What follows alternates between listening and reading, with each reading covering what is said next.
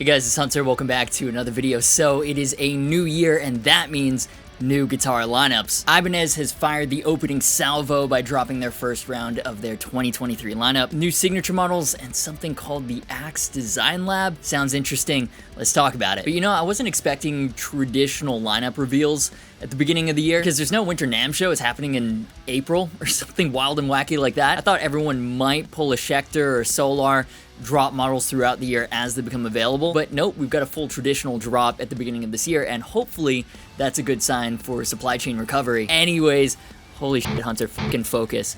Ibanez 2023 lineup. And so I guess the biggest talking point is that for 2023, Ibanez has introduced the Axe Design Lab series. Now the name sounds super dope. Axe Design Lab. What are these, like experimental prototypes? A peek into Ibanez's wildest ideas of where guitar design might go in the future? Kind of like Ibanez's version of Epcot. At the very least, I was maybe expecting something like what Fender's doing with the Parallel Universe and Alternate Reality series, mixing and matching iconic features. I don't know, like an Iceman body with the gem monkey claw grip with the bolt-on roasted maple AZ neck or something batshit insane like that. Turns out, nothing that crazy, not even close. It's kind of just the successor to the Axion Label series plus. And I say kind of the successor because the Axion Label series continues to limp on, but some existing Axion Label guitars have been folded into the Axe Design Lab series. And then while the point of the Axion Label series was ultra modern spec at reasonably obtainable prices because they were imports made in Indonesia, the Axe Design Lab includes higher end made in Japan models as well. But I'm getting ahead of myself. So there are 6 new guitars in the ADL, an abbreviation that only saves one syllable, so I'm not going to use it again, especially since new year, same Ibanez nuclear security encryption key names. There are plenty of letters to go around already. There's a 9-string, the RG9PB-TGF, 9-string with fish influences. I don't really feel like I need to explain why this absolutely ridiculous brown note factory is fucking cool. 28-inch scale length and a fingerboard so wide it has to have 2 truss rods. Stupid. I love it. The RG8870 is one of the aforementioned made in Japan models. It's essentially a J Custom, so it's their top of the line range. If you're new to the world of Ibanez, it goes J Custom, then Prestige, then Premium, and Premiums are made in Indonesia. So this one is $3,000, comes with a really ornate abalone and mother of pearl tree of life inlay, super flat 16.9-inch fingerboard radius, 24 jumbo frets with their famed J Custom fret edge treatment, essentially really rounded ball ends. Now, Jackson got a lot of stick with their $2,500 American series not having stainless steel frets, even though Jackson has never really put stainless steel frets on any of their guitars save for like the custom shop Misha Mansour models. So we'll see what the fan reaction is here because Ibanez has been known to put stainless steel frets on their guitars, including on their more affordable Indonesian models. In fairness, high-end Japanese guitars use really high-quality nickel frets that last a long time. They're not the same nickel frets you'd find on an AliExpress guitar. Just in 2023, a lot of players want to see that stainless steel spec on the sheet of higher end guitars. Understandable, it feels like playing on glass. Anyways, back to the specs. Comes with DiMarzio pickups, a PAF 36th anniversary humbucker, a true velvet single coil in the middle, and a tone zone humbucker in the neck. I don't know, it's a J Custom, so I'm sure it plays really well, and it's nice that Ibanez is continuing that strong relationship with DiMarzio, but this one is a weird combination of parts. Visually, it's all over the place for me, and DiMarzios aren't really my thing, but let me know what you guys think about this one. This next one, though, actually looks really cool. I'm talking, of course, about the RGA 622X. Of course. Carved top mahogany body, 5-piece maple walnut neck, and 27 frets, so it's got a lot of ebony fingerboard. Love that. Comes in black and in white, both with gold hardware, so classy. Only thing they could have improved is gold pole pieces and rails for the pickups. Speaking of which, DiMarzio tone zone in the bridge, Air Norton S in the neck. Now from what I remember, I do not like the tone zone. I don't know where I was, but the zone of tone, it was not. That being said, the humbucker and slanted single-sized humbucker is a pretty uncommon but super cool pickup combo. This is one of my favorites out of the entire new lineup. Then there's the SML 721-RGC, weird looking thing. The S-shape has a really thin body, carved top and back, 25.5 to 25-inch multi-scale length. It's very bizarre looking with the straight first fret, gets more slanted as it goes further up the board. Conceptually, it makes sense, right? Like, you get the tension benefits of a multi-scale while still being able to use cowboy chords. In real life, I wonder how much difference it actually makes to most players. But you have to respect Ibanez, where sometimes they try to reinvent the wheel, and it ends up being, well, pretty much another wheel, sometimes a much better wheel, sometimes an ever so slightly better wheel, but always in the pursuit of a better wheel, a better way of doing things, even if it's just a tiny improvement that most players won't notice. And then the last in the new Axe Design Lab series is a multi-scale RGD. I'm already giving up saying the full names, but this is what I mean by the Axe Design Lab being an extension of the Axion label series. The only other RGDs in the Axe Design Lab lineup are imported Axion labels loaded with fish influences, including a 7-string multi-scale. So for this one, they've added another string. It's got a 27.2-inch bass side to a 25.5-inch treble side scale length, and the color combo is pretty classy, honestly. Silver matte with gold hardware and white soap bar pickups.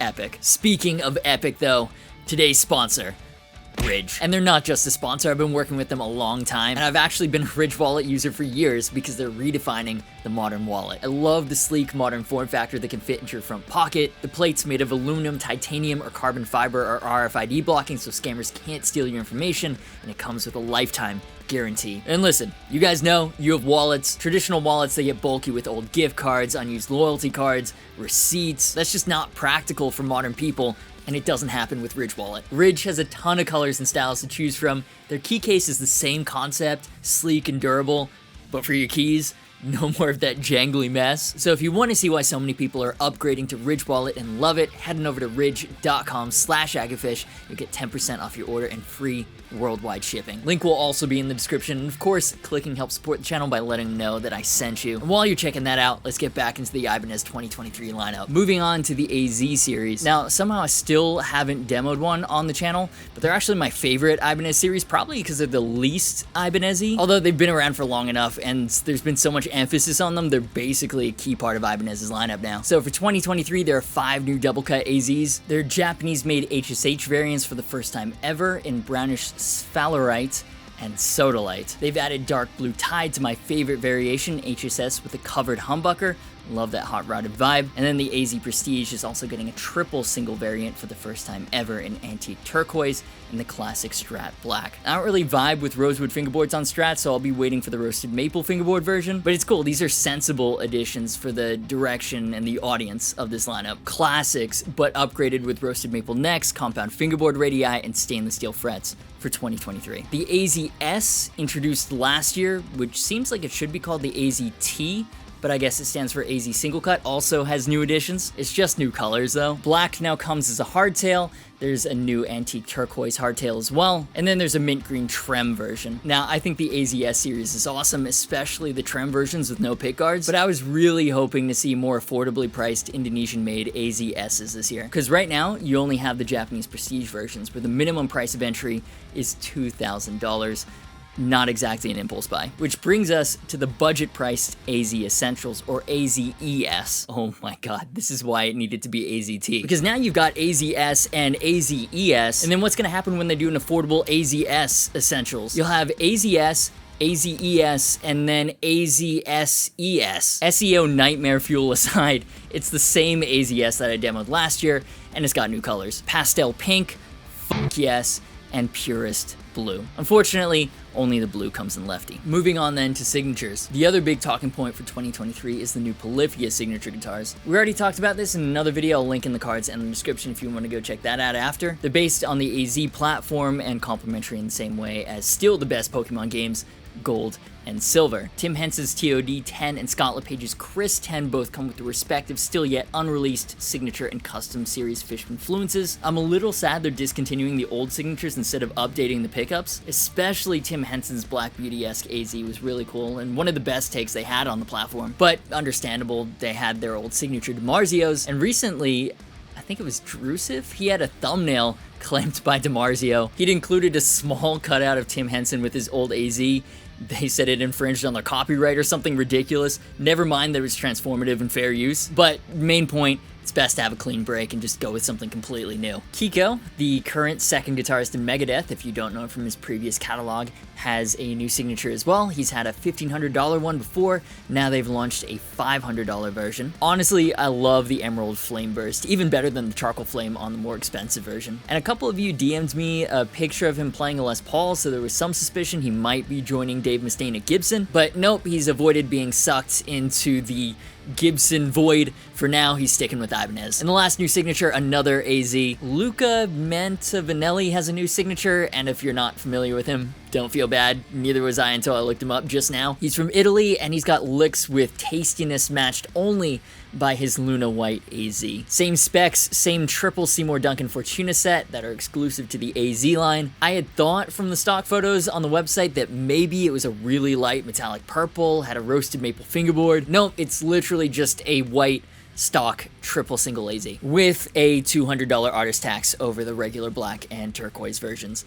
Much less exciting. So that right there is the main bulk of it, the main big reveals. There's a new RGD Prestige, the RGD 3121 in the flip-flop polar lights finish they've been very fond of last couple of years. In fact, the 7-string multi-scale Axion label RGD I was talking about earlier has the exact same body, pickup, and hardware color combo. There are 2 additions to the Quest line, a 7-string HSS, and even though I prefer whole entire guitars, this one is actually pretty cool. HSS 7 strings are already pretty uncommon, let alone in headless form, and I love the roasted bird's eye maple fingerboards in the series. Then they've added a 6-string poplar burl as well. And finally, they've added a new semi-hollow AF95 color, the very classic brown sunburst. Ibanez has a very well-deserved reputation for doing pointy metal chug shit, but that's not all they do. They also do super round traditional shit, and they actually do it very well. Holy shit, I forgot about the RGs. I don't know, man, my eyes just glazed over these somehow, but it wouldn't be a new Ibanez lineup without new RGs. They're going hard on the Tree of Life inlay this year. The J Custom RG 8570 comes in black and royal blue sapphire. To be honest, I'm not sure why this one is not in the Axe Design Lab series, because apart from the uncovered tone zone bridge humbucker,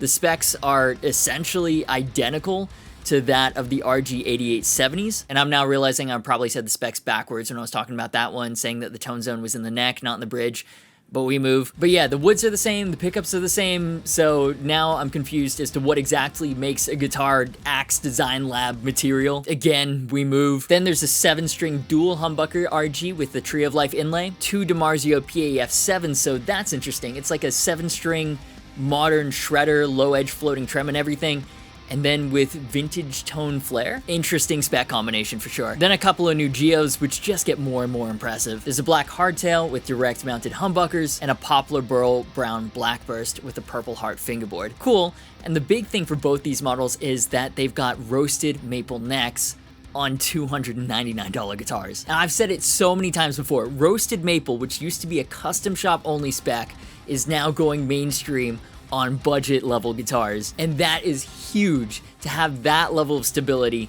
on entry level instruments. That makes it much less frustrating for new players, so they're less likely to give it up 2 weeks after it's been unwrapped under the tree. And of course, this is awesome news for the rest of us who just enjoy modding the crap out of cheap guitars. The more $300 pre-built mod project options you can pick up off the wall at any Guitar Center with a roasted maple neck, the better. And then the last new RG is a mid-range 7-string with a floating tremolo. Classic modern shredder guitar. I am so surprised this was not already in the lineup. It's kind of Ibanez's bread and butter, but it's here now. Ibanez's lineup is now more complete. So overall, a couple of standouts. The 27 fret Axe Design Lab series, the new Polyphia signatures, nothing hugely mind-blowing though. I'm telling you, when you hear the name Axe Design Lab, you think something game-changing, or at least something we've never seen before, would be unveiled. Not really what we got. I am looking forward to finally trying an AZS this year though, maybe the 9-string as well. Actually,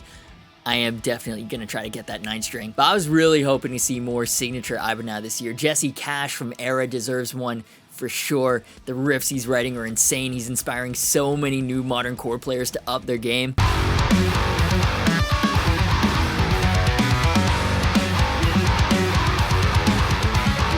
Ibanez, he's insane. The guitars he's been playing look great. Please make it happen. And for a few years now, Ibanez's new basses are more interesting than their new guitars. Like, look at this BTB 1935 or whatever, multi-piece neck through with a bound multi-piece Caribbean eyelet low gloss top. Ridiculous. Or this upright fretless UB805. It's a big fucking low note stick with strings and fret markers. Or the SRA S7 7-string bass with a dual Babinga fretless and a rosewood fretted board. And then to top it off, a sick cosmic blue starburst poplar burl top with a matching headstock.